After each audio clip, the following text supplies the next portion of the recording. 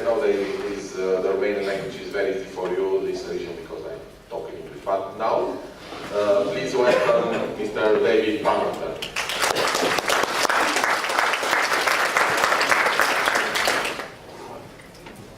Today, I talk about serving leadership. And it is interesting to note that here in this room, I believe Romania has been working in this space for a long, long time. I will talk to you about what I have researched in my pursuit on trying to discover the secrets of performance management. I believe HR, human resources, in this country is at a crossroads. And the crossroads are that at this point in time, HR is powerful, as it should be around the world. But in many countries I visit, HR has been disenfranchised. It has fallen. It is no longer reporting straight to the CEO. The senior HR manager's office should always be next to the CEO. The HR team has got to be able to sell itself and its benefits to its organisation and not let the accountants win the battle. So today is a crossroads. The crossroads is to use what the things that you're hearing in these yesterday, today and tomorrow, and put it in place as soon as you can, and maintain the position that you have, and I congratulate you on where you currently are with HR in this country.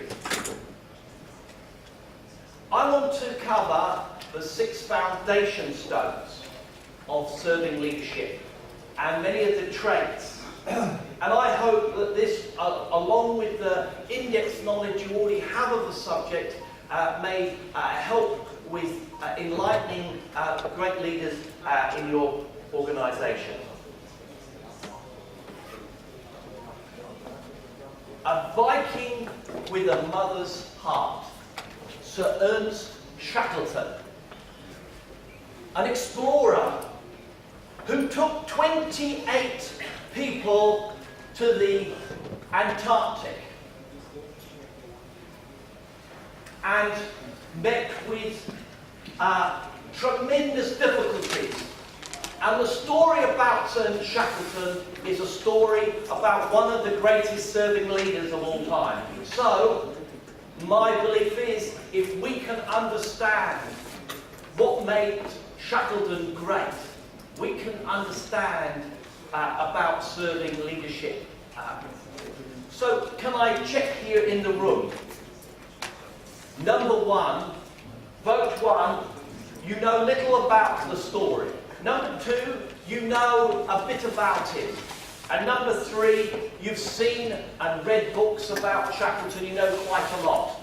Who is number 1 in this room? Number 1. Who is number 2? And who is number 3? Excellent, thank you very much. The story goes that Shackleton, as I said, took these men and they got stuck in the ice. They lived for 20 months in the harshest environment you could possibly be in. It was at the turn of the 20th century, in 1913. They had no mobile phone. They had no courier to come and deliver stuff that they'd forgotten. They were stuck with no contact with the outside world.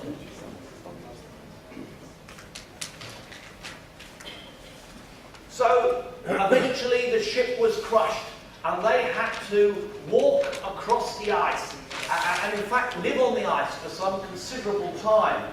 And they had 3 lifeboats, and they hauled these lifeboats, as you can see on the picture, to the nearest point of entry, and then they had to make a very important decision, and they decided to go to Elephant Island.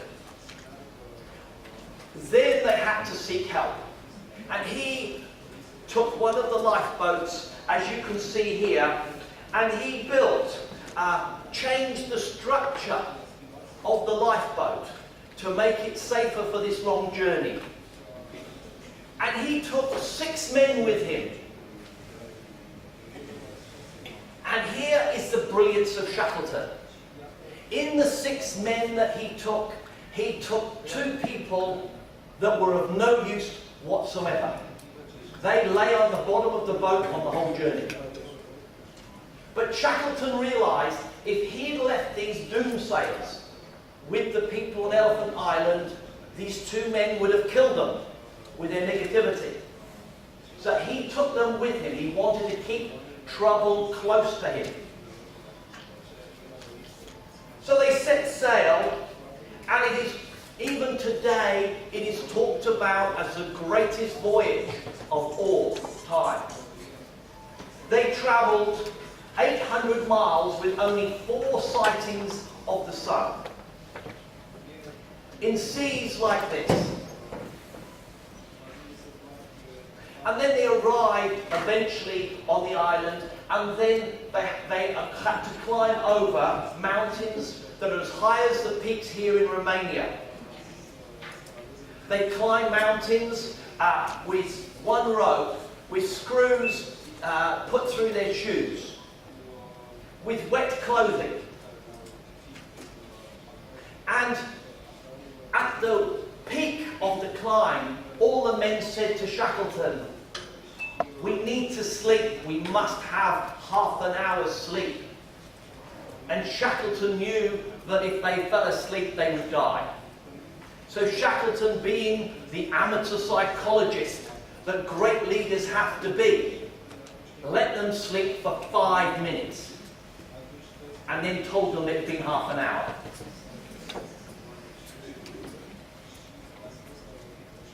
He then, when he found safety at the whaling station, he took 4 times to rescue his men. I believe great leaders create a band of brothers and sisters. That is what the definition of a culture that a great leader needs to create. Shakespeare summed it up beautifully. We few, we happy few, we band of brothers, for he today that sheds his blood with me shall be my brother. And that was the first time this term had come about. So I want to talk to you about how we create in our company this band of brothers and sisters, which are all going to go together looking after each other, always protecting and nurturing each other forward. And so I created this model for you. I created it mainly because I could not understand leadership. The more I read, the more confused I got. There was all these balls juggling around that a leader had to be good with, and I could not understand it. So I came to the conclusion that we needed to have some foundation stones. We needed to have these blocks in place in order to be a good leader. The first foundation stone is we today, in this room, many of us are leaders ourselves. Hands up those people who have got people reporting to them. Hands up, please. So, and the others here, you're involved in leadership programs. What we cannot have in our organisations are leaders with baggage. Who here in this room has worked for a boss they live to regret? I will tell you how never to do that again, okay? As a foolproof method of sorting that out. So you know the pain. This person will be the same for the rest of their time until they get rid of that baggage. So what can we do about it? We have got many psychologists in this room, so I have abbreviated this session. But first and foremost, I was exposed many years ago to the Enneagram, an ancient methodology which came from Persia about 2,000 years ago. And I urge you all to have a look at that website that I have put there on the screen for you. There's Herman's thinking preferences, Myers-Briggs profiling, and of course neuro-linguistic programming, which many of you are familiar with. And there are also these life skill courses that staff may be encouraged to go on. I certainly went on 3 and it's made a difference. But let me give you a little potted version of the Enneagram. If you look at number 9 there, number 9 is called the peacemaker. Everybody here in this room knows a peacemaker. The Enneagram describes this person as the person that everybody gravitates to. They've got all the time in the world to have a chat. They're lovely people. They talk and talk, and in fact my father was one. These are fantastic.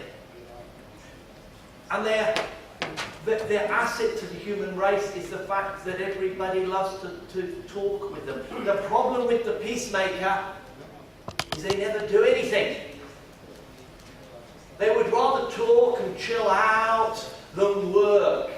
And so the peacemaker, when they understand their strength in the Enneagram and they understand their weakness, realise there is a time for talk and they are always good at listening and people coming, and there's an important role for that. But there's also a time for work and getting out there and doing something.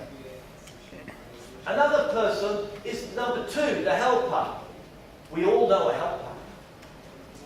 The person that wants to do everything. Yeah? The person who, when you say, "Can I help you?" they say, "No, I don't need any help, I can do all this." And they hoard all the work, and they work hours and hours and hours, and then at the very end they say, "Oh, poor me, nobody's helped me."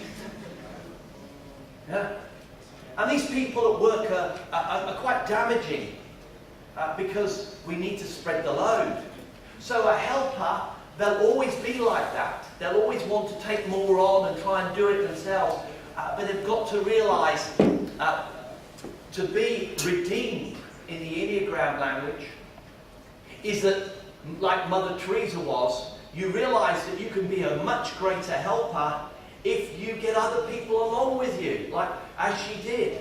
She started to network, didn't she, with all the rich and famous. And they all came to Calcutta and they spent loads of money and publicity. And Mother Teresa achieved so much more by changing the way she was that helper.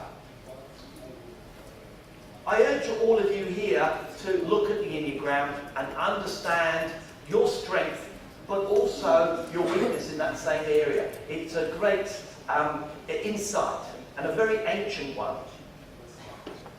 Herman's thinking preferences is something which is quite common around the world, and it's a very fun thing to do. Has any company here run Herman's thinking preferences in their company? Hands up. Anybody? I would urge you to have a look at it. Where it helps teams is in every team that you have somebody you don't get on with. You talk for 5 minutes with them and you're poles apart. And that is, Herman would say, that is because your thinking profiles are different. And therefore, once you understand the difference, then you can sympathise better. Myers-Briggs. Who here has done Myers-Briggs? Hands up, please. Yeah, it's a fun thing to do, and it's good for the team to understand each other. So that's an important space, and we need to invest time and money there in that foundation stone of helping staff understand, and particularly those staff who are in leadership positions, to lighten their load. Foundation stone number 2. How can you lead? How can you lead people if you don't love thy neighbour as thyself? Whatever religion in the world there is, this is one of the foundation stones of every religion on this planet. Love thy neighbour as thyself. And yet, as leaders, we've worked for many people where this is not very high in their psyche. I once was interviewing a CEO. I arrived at Pilkington Glass and I came to reception and the CEO walked downstairs and greeted me. And we went up and had the interview. And then the CEO took me down to the reception. I said, Peter, I have one extra question. Why have you greeted me and taken me down? Surely you're so busy. This is, you didn't need to do this. And he said, this is what a good host does. Who here in the room, when they have an external person coming to visit them, always greets them at reception? Who does that now? Yeah, well done. It's a very good trait, and please do continue it. It made a lasting impression, and I talk about Peter every time. Humility. Great leaders are humble. And if you think of some of these, you think of Nelson Mandela. I mean, who is more humble than Nelson Mandela? Integrity, of course, is really important here. It is a value, isn't it? Integrity. And one of the most important things that when we come to the area of recruiting, like John will be talking tomorrow, is we must understand a candidate's value system. If we don't understand their values, you cannot teach integrity. If it's not there, it'll never be there. And this has been some of the major problems with companies like Enron and Arthur Andersen and Co. Their value system and what they were recruiting along people, and it went astray.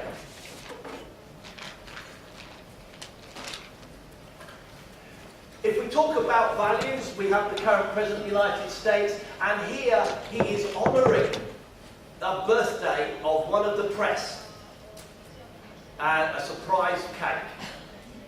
So just those small things that a great leader does to show that they care and they acknowledge people around them. So what do we do in business in this space? Certainly we should respect each other's time. Invest time to actively listen. Assist, of course, like many of us, HR, targeting and helping poor performers. And a very important one here is, I believe, how you treat your suppliers. If you look at the Japanese, the supplier to a Japanese company is like their right arm. They work very, very closely with their suppliers. Toyota engineers will go into a company and look at the way they're making a part and work with them to make it better and to save the supplier money and Toyota money. It's a long-term relationship of trust and respect. So that's foundation number 2, love thy neighbour as thyself.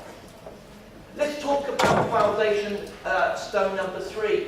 Being a leader, we must be able to communicate and have a good understanding of how to use public relations. And Jack Welch talks about candor, being open and honest. Shackleton, the great explorer, he did not like Scott, the other explorer, who he felt actually had tried to kill a number of times different people on previous expeditions. But Shackleton never said anything negative against Scott in public. If we think of the PR machine, I always think of Richard Branson, one of the greatest CEOs who really knows how to work PR.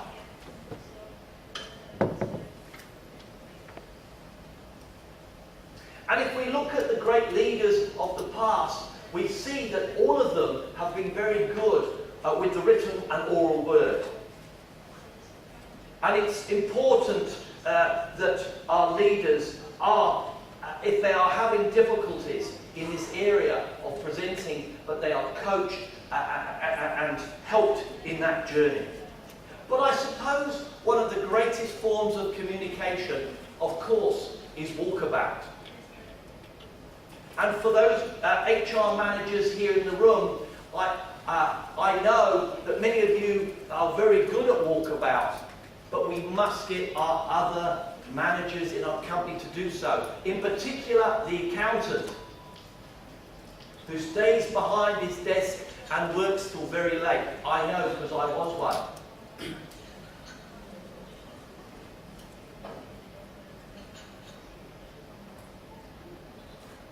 I'll tell you a story about Branson. When he was a CEO with his airline, when they had a new route, they had a party. The party was at where the plane took off, and another party at where it landed. If you've got a new route, you have two parties in Branson's. He was a party man. And he said to all staff, come to the party, bring your partner, and bring your best friend. Not your best friend's partner. Because Branson knew that sometimes that four doesn't work together well. So they went to the party, and guess what happened? You're there. Your partner's there, your best friend's there, and Richard Branson's. And there's a picture taken. And that night it was signed. And your friend goes home, worst for wear, trying to go in to their house at night, opens the door, walks in, and he's got an important picture. And guess what they do? They stumble to the fireplace, and they move the wedding photograph, and they put it there. It will be replaced the next day. But do you know what? Every day your friend looks at that photograph, how is he going to feel about you?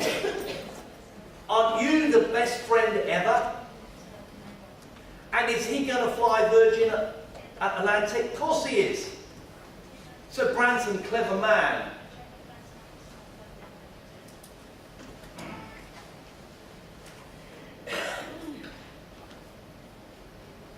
The master of communications, what did Shackleton do? He always personalised communication. He never, ever gave an announcement to staff that they hadn't already heard directly one-to-one. If there was going to be some bad news, he would have a one-to-one conversation explaining the problem, this is what we might have to do. So when he announced it to the men on the ice, they all went, okay. Yeah.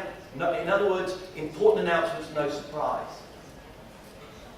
So bad news was never unexpected. He always canvassed men.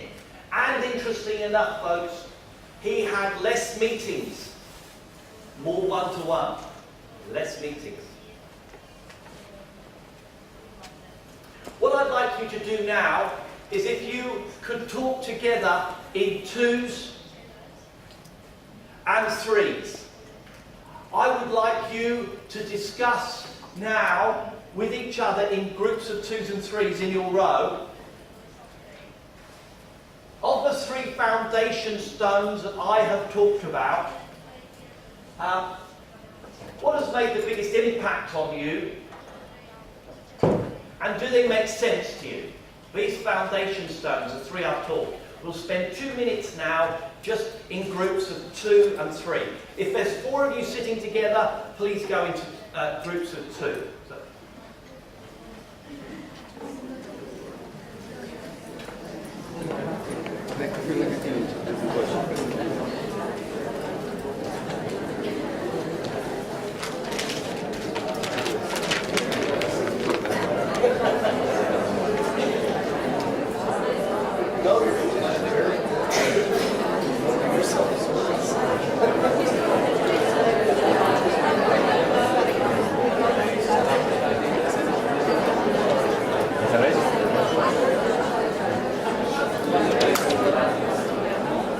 Vezi dacă nu e în spate acolo.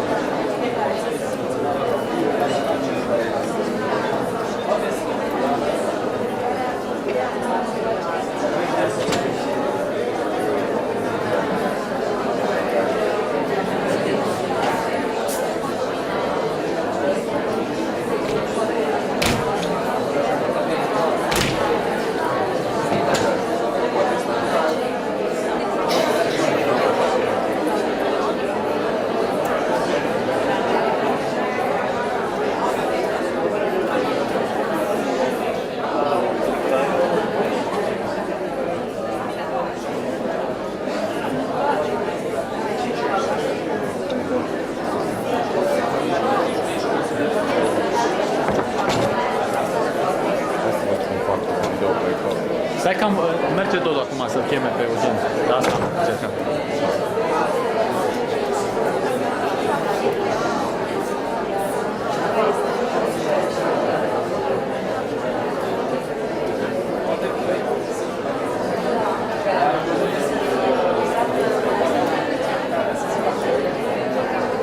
Ai telecomanda?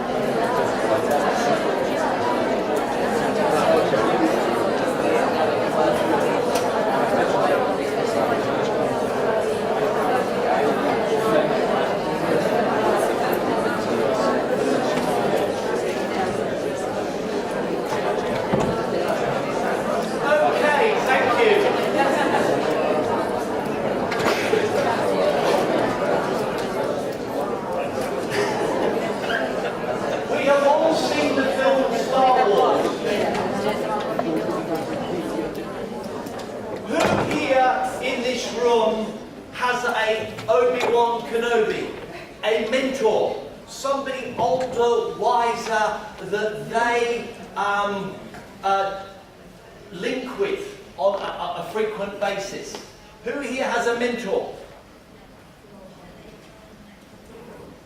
So we have about a third of the room with a mentor. And what I'm going to say to you all here is something that you know you're going to hear, and that is, we have to have mentors. As a leader, or even a person who is not in a leadership role, the one thing that will define how good you'll ever get is the mentors you have. And don't stop at one. Jack Welch of General Electric said, have a cluster of mentors. They help you prepare for the challenges ahead. They save you from falling in crevasses. You know, we often talk with our partner at home, our parents and our best friends, but they may not be the ideal mentor. They'll either be too soft or too hard. And so we need a guiding force somewhere else. We will always have those discussions, but we do need these exterior mentors. The other thing about a mentor is they are, especially if they are a retired CEO. All of us here have worked for a number of CEOs, correct? Some of them may even be retired now. And if you, like them, they're the people to contact. Because do you know what they're doing now? They're gardening. And they may be bored. So when you say, could we have a lunch? They'll come running. Yeah? And they've got the time. And they'll always be able to meet you. So a retired person is fantastic. Never forget that resource. And they are still networked. And maybe some of the best jobs the mentor can find for you. Richard Branson, he had Freddie Laker. When he went in to cheap airline travel, he talked to Freddie Laker, and Freddie said, don't make my mistake. When you go into this, you are going to have a big fight. The big airlines will want to kill you, like they did me. But this time, if you go in, bring the people with you. And that's what Richard Branson has done ever since. Always bringing the people with him. But there's some other work in Europe that's been written about mentors. And this work describes that there are 4 types of mentor. The upward mentor that we typically talk about are friendship mentors, the people we went to university with, our friends from way, way back who know us well. But this one I love. The sandpaper mentor. We have somebody at work or we know that maybe always grates with us, rubs us up the wrong way. These are your sandpaper mentors. Why do they annoy us? Is because they always look the other way. They are seeing something different to us. And great leaders recognize this and don't ignore them, don't kick them away, they keep them close. Because these people are going to find the crevices that you are blind to. And so this great work was called the Sandpaper Mentor. And of course, we all have learned much by training our staff. Every hour spent training somebody, you always learn, don't you? Yeah, in that process. And Jack Welch calls that downward mentoring. The foundation numbers 4 has another piece to it. And that piece is a safe haven. Great leaders need a safe haven. Because great leaders, as you heard yesterday, last evening, leadership is a job between one crisis and the next, correct? And what a great leader needs to be able to do is to survive.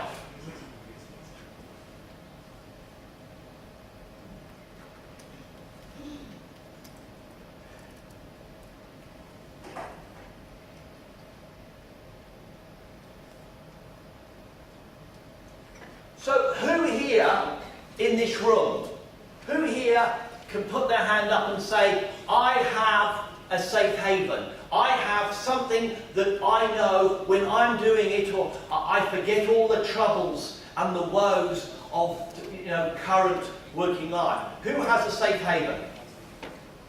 That's good. Well done. For those people who put their hands up, I say to you, nurture it. It's no good going back to it when it's, it's not working for you any longer. You've got to nurture it.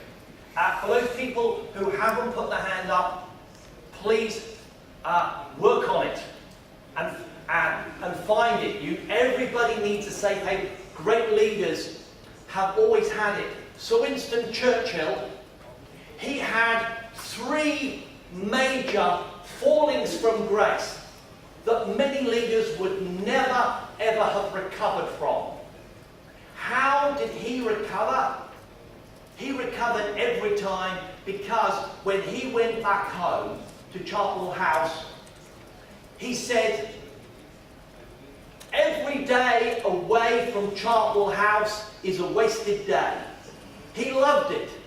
He would landscape it, he would paint it. So all was not lost.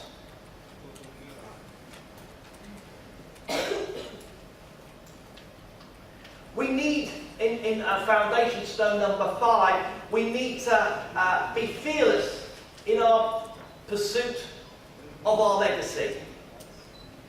As a leader, we need to be very focused on where we're going. And you'll notice this with great leaders, they've got a one-track mind of where they're heading. If I was to pull the curtains open, if this was a window, and I look into the sky, there may be the North Star, and as long as I know that's my journey, and I'm pointing in that direction, I'm on my journey, I've been true to my legacy. It stops me changing my track. It gives clarity. It's easier to say no.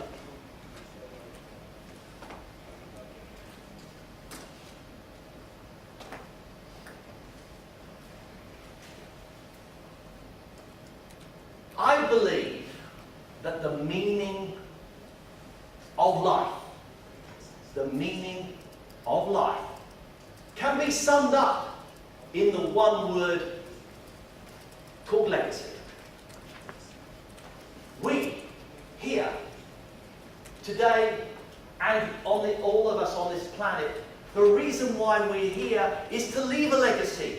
The legacy through our work, or through our family, or through our hobbies, or through our interests. Whatever it is, we will leave a legacy and we'll say, we were here and we meant something. And that is why legacy is so important for a leader, as well as everybody else. If we look at Sir Edmund Hillary, the great climber, his real legacy has been in the livelihood, the improvements in the Sherpas in Nepal. His legacy wasn't being the first man to climb Everest. Yes, he's known for that, but his real legacy is what he did for the Nepalese. Churchill's, of course, was what he did in the war effort. And Shackleton's, not only is his legacy on all the families that now exist because those men survived, but also his legacy is in leadership. So our legacy can be quite broad and it can change over time. That's foundation stone number 5. So a leader needs to know their legacy. And foundation number 6 is the paradigm shifters. Who here in this room has read some of Peter Drucker's work? Excellent. There's a shop round the corner here, a bookshop, and the Harvard Press. There's a very good book on Drucker in Romanian. I highly recommend somebody to buy it if you haven't. But if you haven't read any of Peter Drucker, this is a very good book to get.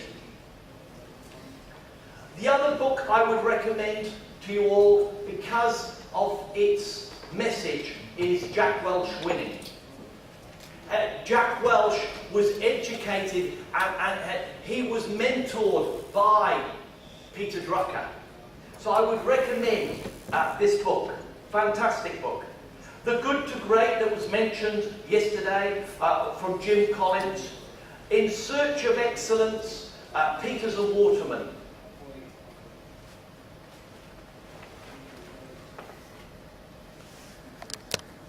And last but no means least, Gary Hemmel. I would urge the HR team to make sure that these books are available in their organisation and that the leaders are exposed to the thinking here. Why? Because these great people here have thought about everything that will face you now and in the future. Why reinvent the wheel when it's already been thought about? The knowledge is already in these books. You don't have to read too many, and it will help you handle different situations. To show you the power of these books, I'm going to give you a little bit of a run through of some of the ideas. Peter Drucker. I consider him the Leonardo da Vinci.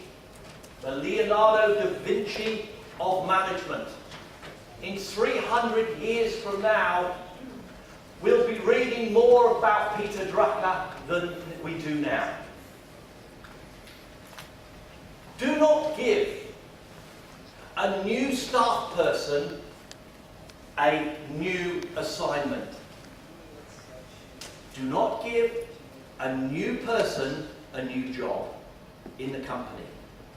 So, you want to put the balanced scorecard in your company and you go, we don't know anybody in the company who's got the experience. We'll buy somebody from outside to come in. Do you know what Peter Drucker would say? That is a widowmaker. That person hasn't got a hope. They're putting a new system in and they've got no street credibility in the company. And also, they don't know the culture. So here, for those people in HR, we must insist when we go into new areas, what we must do is use our internal people, the best person who's got the skill base, and train them and put consultants to support them. But they must lead it because they've got the credibility, they know the company. Yeah. Especially if it's something new to the company.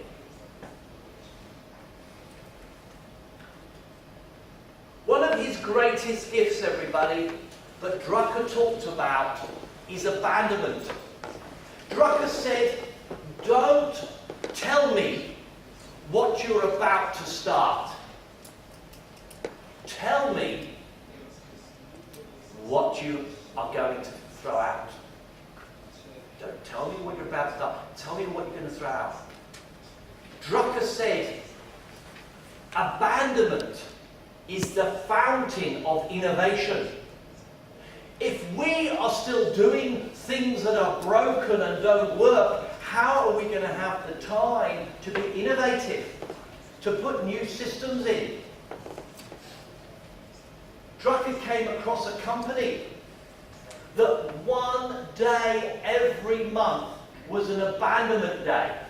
Every team in the organisation had to come up with at least one abandonment that they were going to do. And it transformed the company. Transformed it. And a KPI that I'll talk about later is we must measure the abandonment rate. Because I'll tell you now, if your company's not abandoning things, it means you're not recognising the things that are broken. And you're still doing it. You're writing reports that nobody reads. You're holding meetings that nobody wants to go to.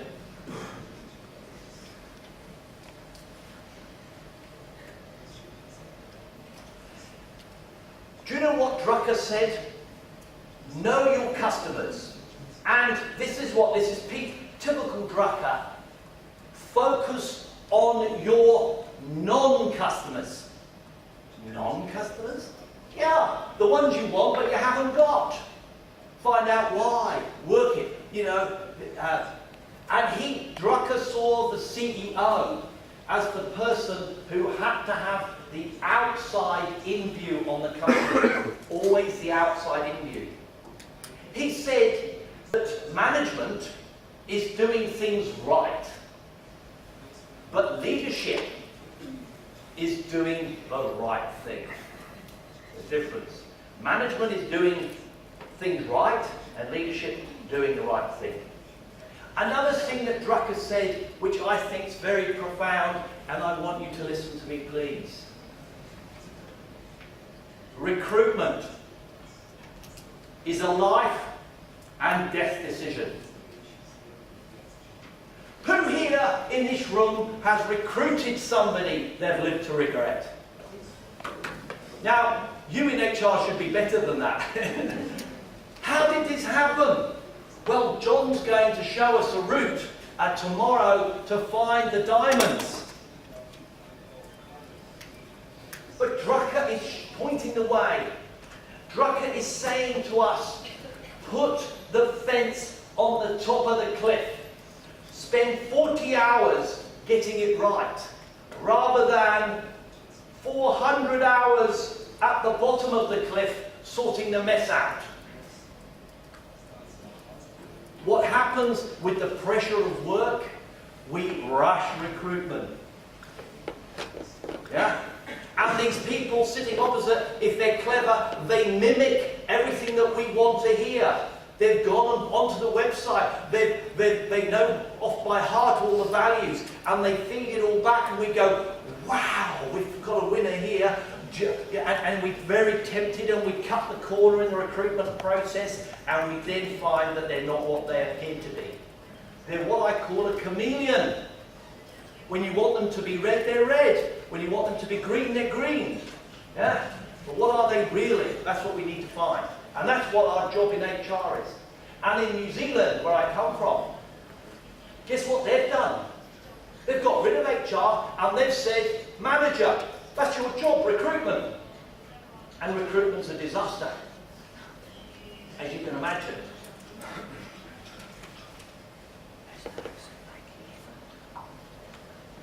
Drucker talked about when you're piloting something, and this is important with HR here, when you're piloting a new change, a new process, never pilot it once. It's not enough. Drucker believed in threes. Have 3 pilots running simultaneously. Because if your one pilot works, do you know what everybody's going to say? Oh, it worked there, but it wouldn't work for us. So you test it in a big, small, medium, maybe team, or 3 different divisions. You make sure nobody can say, it's not going to work for us. Drucker talked about that a leader's role was to create 3 protégés. 3 protégés. And personally, a CEO that doesn't create 3 protégés has utterly failed the organisation. Great companies, Jim Collins, Good to Great, 80% of those companies in the Good to Great study all generated their own CEOs. Like a machine. Why not? You know, they understand the culture, they understand everything about us. And what do we do in many companies? We bring a CEO from outside in, and yes, sometimes they work, but it would have been far better to have built some protégés in-house.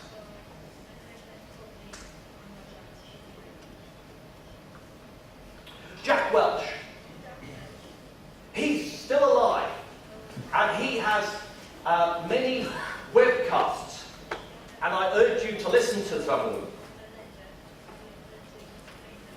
He was very big on innovation.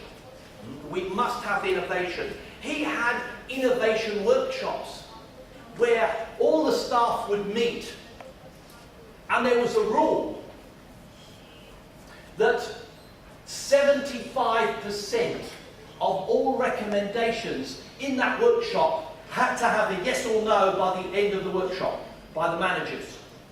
25%, the difficult ones, had to be fed back within a week or so. Very, very quick. Jack Welch said, look, it's far better to have a try than try and second guess it.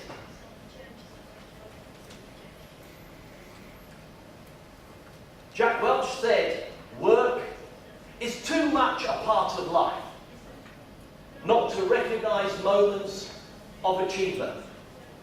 Yeah? Who here works for an organisation where we celebrate a lot? Who here is an organisation that celebrates a lot? That's great. And those people who put their hands up, I bet you they're happy. You know, as was talked about yesterday about happiness, you know, there are lots of things that we are doing that we ignore. When I talk to accountants, I say to accountants, if you had climbed Mount Everest, this is what you would have done. You would have got to the top of Mount Everest, and you would have taken a picture. More pictures than Sir Edmund Hillary. He didn't take one of himself. Can you imagine? We'd have gone and maybe passed the camera to Tenzing and, you know. But the accountant would get down to the base camp and all the people would come rushing up to the accountants and say, did you climb it? Well, yes, we climbed it, but don't hug us because we're accountants. And then the accountants would go down to the bottom and the world press would be there. Yeah? And wanting their story, and they would push them away and say, we want to climb K2 now, the next mountain. We'll come back and talk to you later.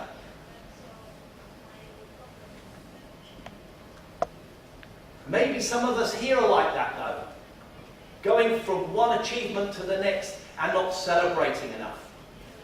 Do you know what I say to you, a KPI in your company is the date of your next celebration at what the CEO is going to handle. And if there's a big zero in there, you say to the CEO, are you happy with that? We've got no future celebrations planned. And maybe you shouldn't be. I measure the celebrations and the recognitions in the next week, next fortnight, in a short time frame. Because I want that CEO to be giving lots of recognitions and celebrations. If we say 3 positive things against 1 negative, did we say the happy index yesterday? As long as you can beat 3 to 1. Jack Welch talked about the 20-70-10 rule. He said there are 20% of high-performing people, 70% of really good people who are working well and happy with their job, but they may not be the 20%ers. And their role in life may be never to be 20%ers. They're happy and they're good, they do a good job.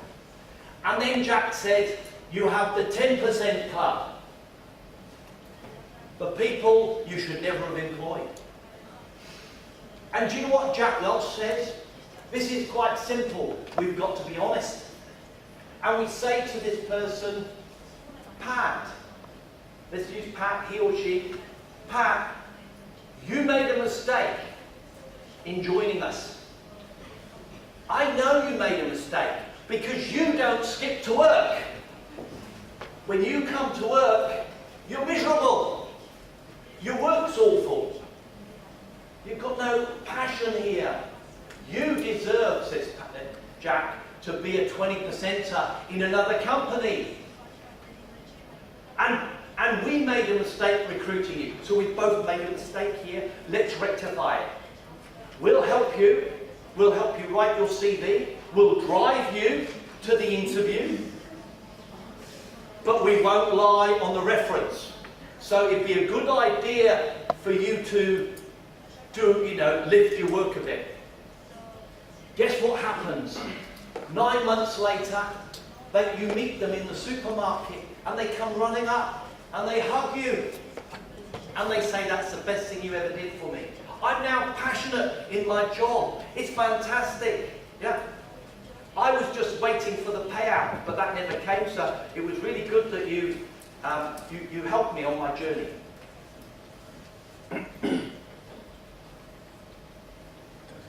Every team has got these people that aren't right. And it stems from recruitment. Again, these people, good people don't become 10%ers. The 10% club generally are there from the start. We just got it wrong. Jack Welch talks about always ask people why they're leaving their current job. Why are you leaving? And they'll say, oh, because I've reached my my peak. Or they're not listening to all my innovations. And then Jack says, why is that? And then you have to answer it. And you have another answer, you practice this. And then Jack says, why is that? The 5 whys. A Japanese way of getting to the root cause. Jack says, when you find out why they're really leaving, you find out everything you need to know. think that's probably a little bit overboard, but the importance of knowing really why.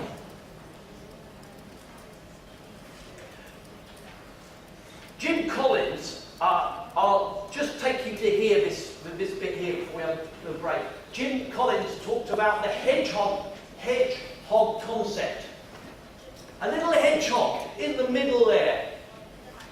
Why pick on a hedgehog? Because a hedgehog is an animal with an incredible defense system.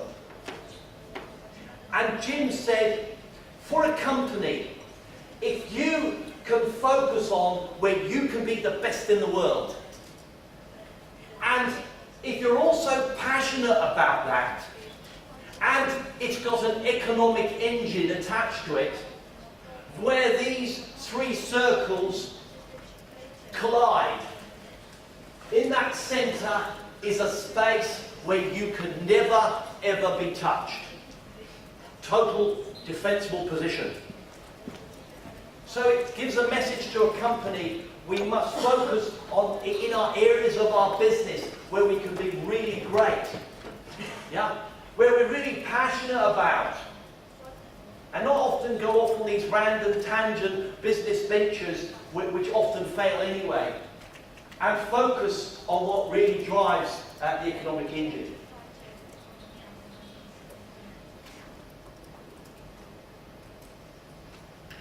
And Jack Welch has another picture, a simple flywheel. And he says, great companies have focus. Great companies get their people to do the same thing really well. And they focus on what's important. And the great flywheel starts to turn. And as they keep on working on it, the flywheel starts taking off with very little effort. And it creates almost its own momentum.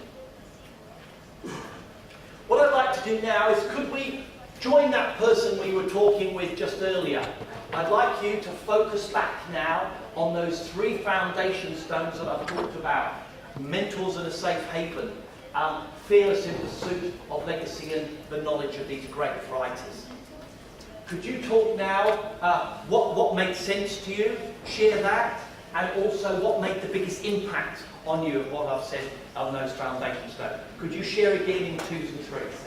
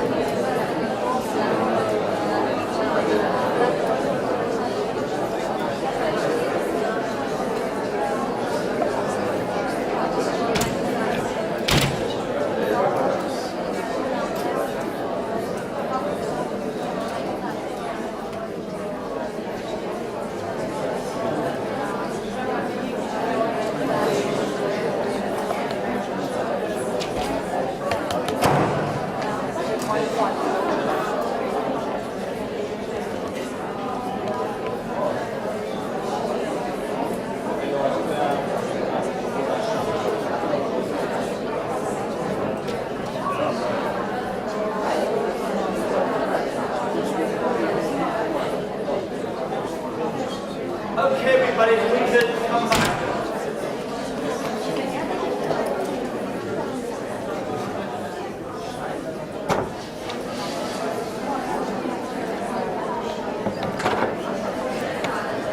Everybody, I'd just like your attention. The Romans and they no doubt built a Colosseum. And in that Colosseum was a gladiator, and he's lying on the ground, and they're staring up to the officials. And this means, David, so far I'm with you. This means, David, some I like, some I don't like. And this means, David, ooh, I don't think I agree with you. Show me your thumb. Where's your thumb? Be as honest as you can, please. Show me where you are with what I've been saying to you. Whereabouts? Where's your thumb? I'm worried. Roosevelt said, when you get 100% agreement, there's a problem. But actually we didn't, because some people didn't show their thumb. Look, I'm not saying that these foundation stones, that when you built yours may not be, you might make it differently. But all I know is that I have put this model through many great leaders, and I've written a lot of this up in the Leadership Excellence Journal in America, that I've been able to see the strength and weakness of these great leaders through those foundation stones. Come very, very clear. I created them by analysing them, so that's no wonder it works. So play with it and see what you think. I've only given it to you, it's my attempt to put some clarity in this very complex area. So we're a leader, and we know that we've trained them, and we think these people have got what it takes in these foundation stones. Let's quickly run through the sorts of things that they need to be able to manage. Yesterday was talked about crisis, and look what Martin Luther King said. The ultimate measure of a leader is not where the leader stands in moments of comfort and convenience, but where he stands in times of challenge and controversy.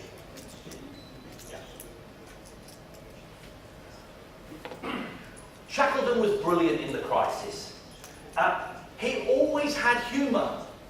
And that's one interesting thing of what I learned about Sir Edmund Hillary and Shackleton. One key thing when they are recruiting is humour. They don't want somebody, when things get difficult, to be one of these blaming people. It's your fault, it's your fault. They want people to laugh at the situation and keep a sense of perspective. And as we learned yesterday, people have got, are happier, or sense of humour, say, are likely to perform better in times of crisis.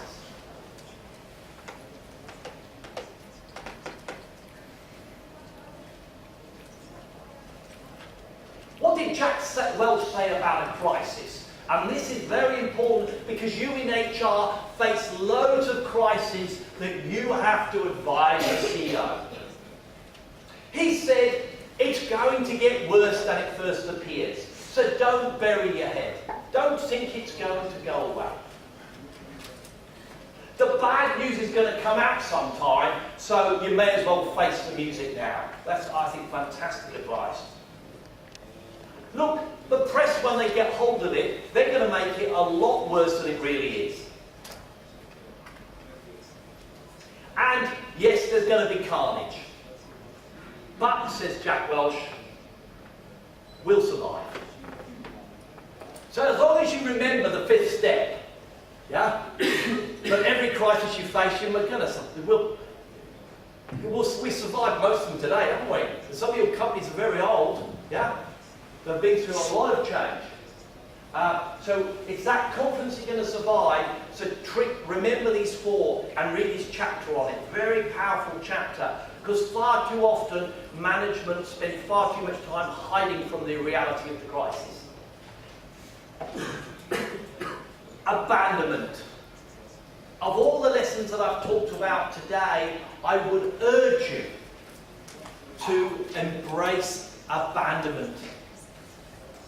It is so important. When I go around the world and I talk about this message, everybody lights up. And they say, yeah, we must start measuring abandonment. We must start throwing things out. Because yes, we've got broken things in the organisation. processes, reports, meetings that don't work. I'll tell you a story about BP. The CEO of BP, the new CEO, sold Britannic House. And Britannic House was one of these monster buildings in London with many floors. 21 floors. And guess what he did? He bought a building with only 8 floors. And he took all the executive and he opened the windows and he said, that's what I've bought. And they said, but we'll never fit. And he said, fit what you can, the rest have to go. And do you know what they found in Britannic House in London? That there were people in the tiers of management that all they did was go to meetings. Whole layers of people going from one meeting to the next, lunches, flights, meetings, and no work was being done. And they got rid of them. And guess what happened to BP? It just carried on, the wheel kept turning. So they did a very big abandonment.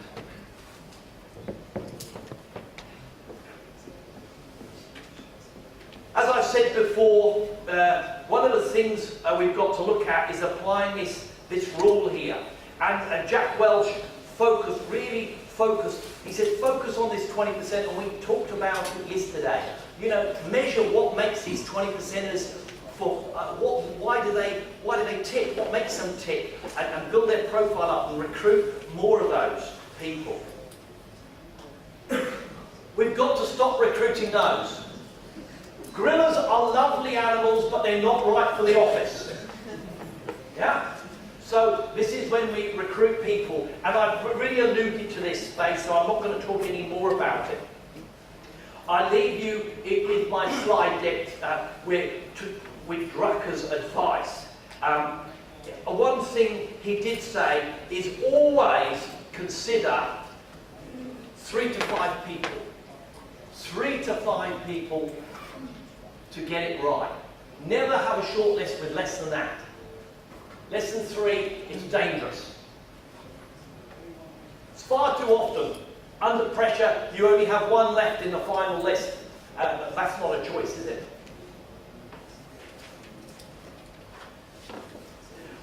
As we know, great companies ask great staff, you know, for referrals.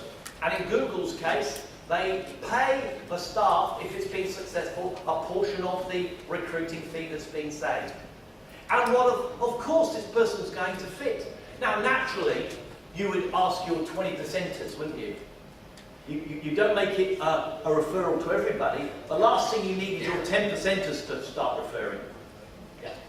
So you have to be very selective how you handle it. And it obviously is a very sensitive area for HR. So it's more a tap on the shoulder. You know, we love you, Pat. We think your work's great. Do you know anybody else that would fit here?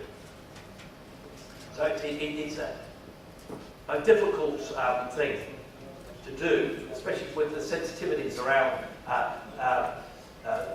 in HR. Cathay Pacific, I was on a plane and I was being flown by Cathay Pacific, and the service was incredible. And I fly a fair bit, like you do. So I created this theory that an airline, how long its service lasts. Now, I've been flying Qantas for many years, and Qantas are a 4-hour airline, which means they love you for the first 2 hours, and then they forget you. The curtains, and can you find them? They've disappeared.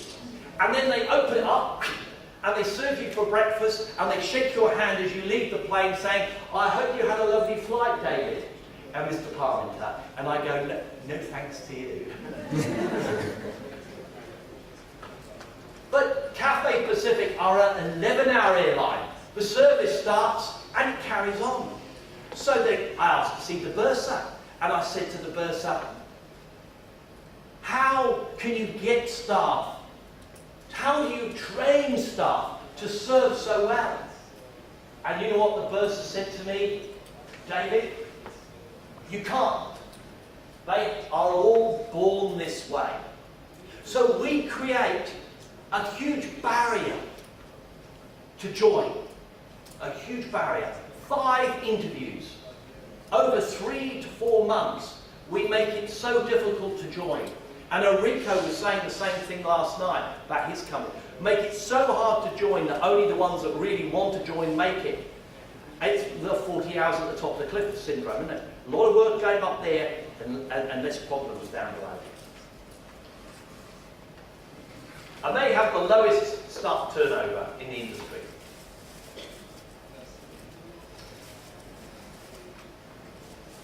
I just wonder, John, could you just check with outside, see if we can lower the heating here?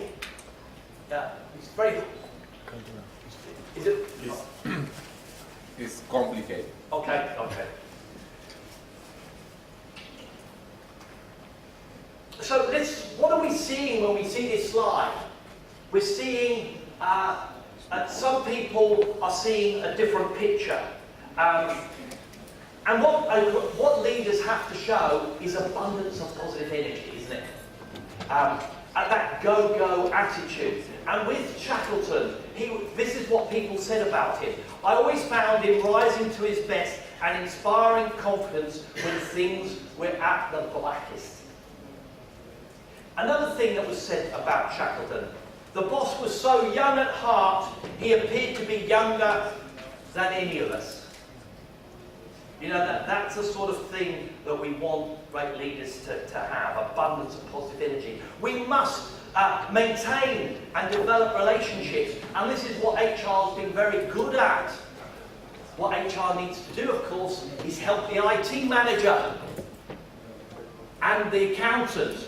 These people are not always great at this area. Yeah? Help them sort of get out more, walk about more, talk to people in the business.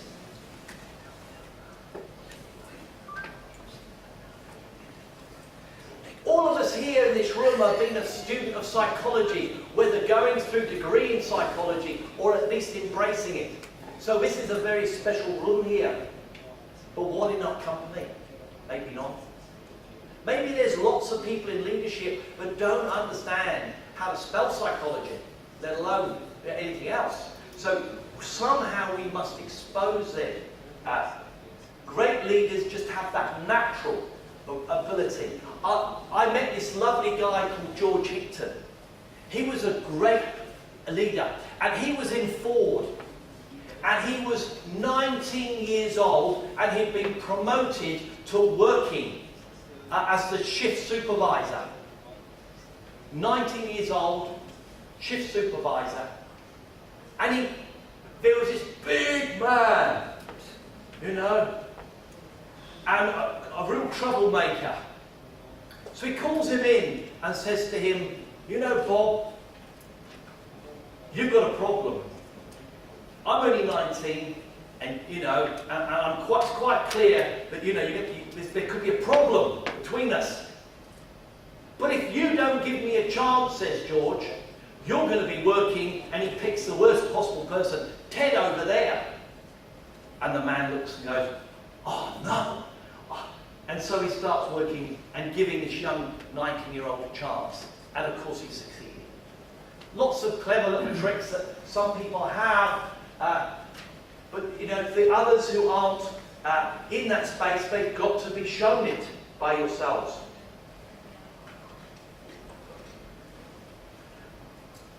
A student of psychology, Jack Welch talked about, you know, embracing confrontation. Don't push distance away, and just avoid those needless power struggles. Do you know what?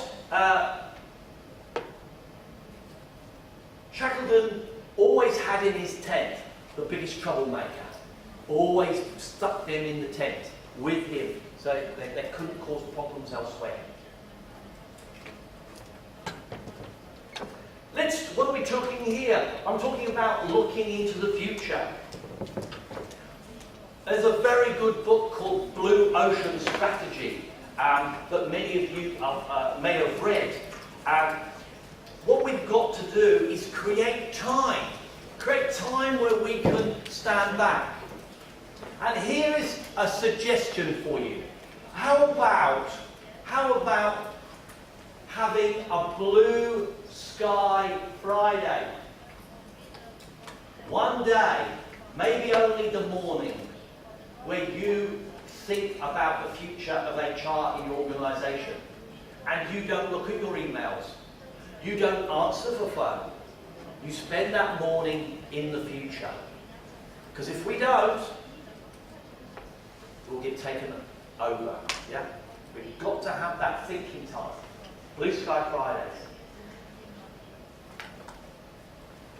And that helps us, you know, as I mentioned earlier, have that outside-in view, looking from outside the organisation. And we in HR can help the senior management team spend that time by organising retreats and such like, where they can spend that time looking at the business from the outside in.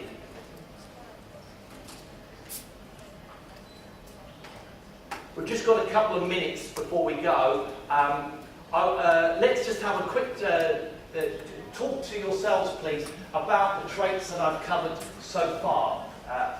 With what grabbed your attention the most? Just talk about what point, just this point here. Share with the person you're talking with what made the most impact, please.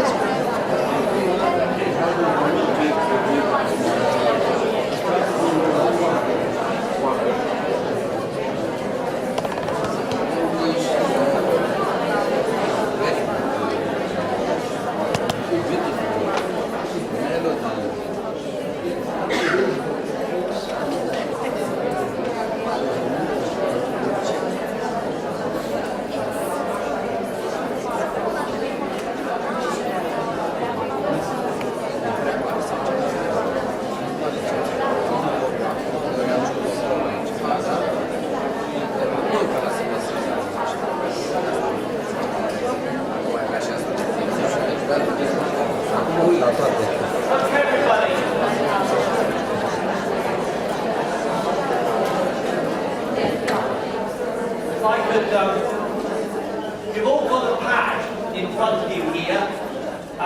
What I'd like you to do is, if you've got a question that's come up, I'd like you to write the question and keep that for the next session as well. And what I'd like to do is, I will get all the questions fed to the front, and Dora will go through them and then ask the question. Why I do it this way, it makes it a level playing field for everybody. So that some people who may not like to ask a question in a big group like this may have the very, very good question. So please write your question and we'll handle as many as we can just before lunch. Is that okay? And if I can't handle them all, I'll handle them all during lunch, and I'll talk to everybody and we can cover it another way. So please, when I finish this session, we'll go straight out for a morning break, then we come in for KPIs, okay? So, very quickly now, innovation. I can't emphasize enough about innovation. Do you know, innovation has been talked about way, way back in 1990 by Peters and Waterman in their fantastic book In Search of Excellence. And yet, it's like we're just discovering it. You know, what is innovation? Innovation is unleashing in your company ideas. I believe that Toyota has a 10-year advantage on any other company on this planet. 10 years. In other words, to catch up with them, they would have to stand still, but they don't. Why are Toyota so special? They're so special because every single person in Toyota understands the guiding force behind Toyota, their critical success factors, and every day they focus on them. And I'll talk about these critical success factors in this session after the break. But what makes them even very, very special, they grow their own CEOs. Always. And they get 10 innovations per person per year. 10 innovations per person per year is the average for Toyota. Your company's 1,100, say. Do you know how many innovations that means? 11,000 innovations have to be implemented in 1 year to keep pace with Toyota. How on earth do they manage it? What, they have a very low barrier to implementation. When somebody comes with an idea, they talk to their boss, and their boss simply asks two questions. One is, if it went wrong, could it bring Toyota down or hurt it? And the answer is always, no, it's only a minor one. Well, then we don't need to seek further approval then, do we? Good. And then during a team meeting, the boss will ask everybody, Pat's got this idea, so Pat explains it. And then they say, well, does anybody have any reason why we shouldn't implement? And everybody goes, I can't find out. No, it seems okay. And so they go and do it. So how do we implement? The poor person with the idea has got to write a report. And in my day in BP, we had to write it and put it in a suggestion box. And that box was opened every 3 months. And 600 people managed about 10 innovations. The rest died on the journey. Yeah. We in HR have got to open the floodgates of innovation. We've got to use every brain in the game. That's Jack Welch speaking. Use every brain in the game. We will make some mistakes, that's fine. But one thing is clear, you'll never move an organisation anywhere unless the floodgates of innovation are open. Why? For many positive things that happen, recognition starts being unleashed. And we move forward. So this is, of course, Kaizen. Who here has got Kaizen, a program embedded in their company called Kaizen? So we've got that happening, that's fantastic. But we've really got the threshold, the target is 10 per person. Doesn't matter how small, we count it and we move forward.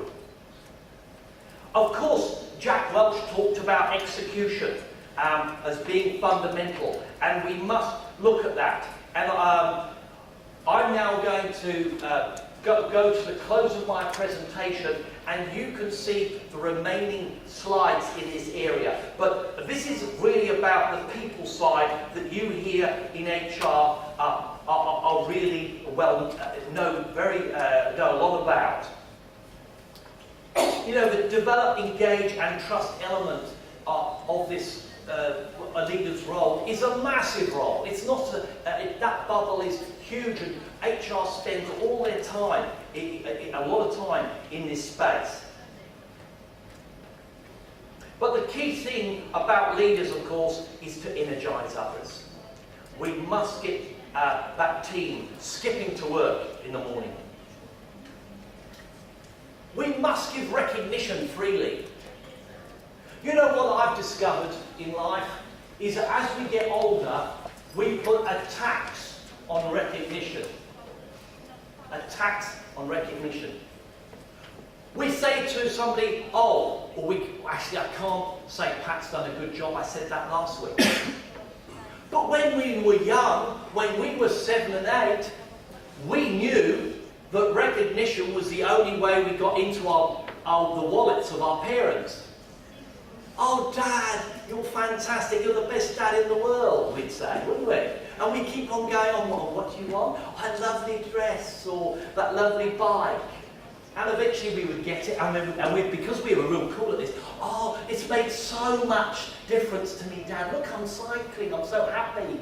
And Dad thinks, oh, this is good, I'll buy another one, you know. You know, we didn't put a tax on recognition. And yet I see in companies like McDonald's, the Employee of the Month award. One picture. That is a tax on recognition. I go into McDonald's now and I say, no, I don't want to be served by you. I want to be served by that person, because they're the only person capable here. You know, why can't we put 5 photographs on the wall? If we've had 5 good people that month, give 5 awards. What does it cost us? Nothing. Don't put a tax on recognition. So we must celebrate more. You know, and we've talked about that. There's some good organisations here are celebrating.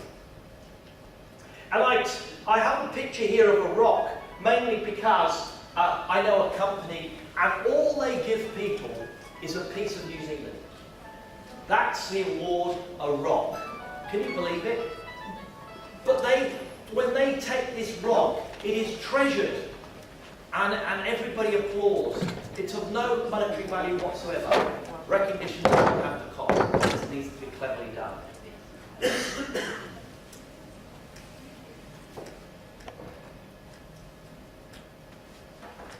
You know, as a leader, we must never ever put our staff's lives at risk. And you know, Shackleton valued life above everything else. And this means not allowing employees to drive long distances after long hours. You know, after double shifting or something, they're going to get a taxi or they're going to sleep. You know, there's lots of simple things. In New Zealand, we had a lot of carnage in the railway, where poor train drivers were dropping like flies because they were driving huge distances back home after a very long shift and never making it. It's tragedy. You know, chartered flights being forced to fly when they shouldn't be, and stuff like that. Do you know what Hillary said about mountaineering? I thought conquering mountains meant coming back alive. You know, and that's really, you know, about business. We must make sure there's 0 casualties in whatever company we have. And I know some fantastic stories of CEOs that have said, I'll never attend another funeral, because there isn't going to be one while I'm here. We are going to make a 0 tolerance to anything that gets in the way of safety. And they changed that attitude overnight.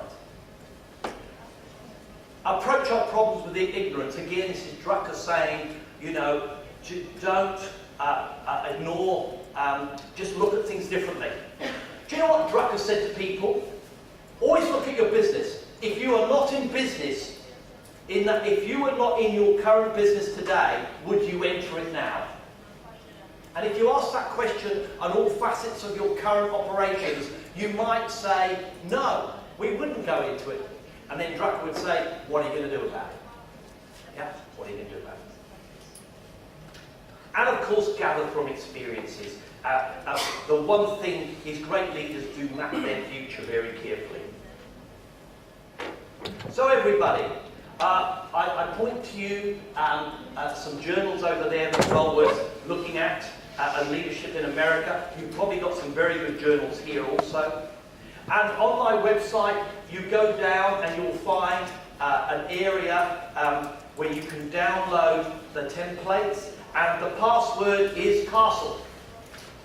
You've got plenty of them here.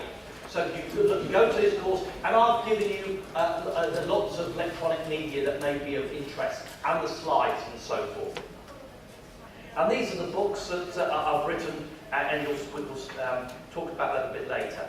But everybody, thank you so much for this time. I know you know more about leadership than I do.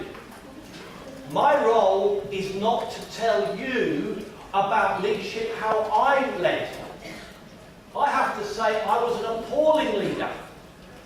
And now I don't lead anybody. I'm not safe with people. I wanted to understand why I was so bad. Why did my leadership not work? And then why are these people who are great leaders and those who aren't? That was all I've been trying to do in my work in this area, and that's what I've tried to share with you today, of all the analysis that I've done of great leaders and of the great writers, the paradigm shifters. Take what you can from this and use your immense knowledge on the subject to make sure that you create a whole raft of serving leaders, a conveyor belt of servant leaders in your company. And you here today will have created a monumental legacy in your company. With that, I say thank you so much for listening.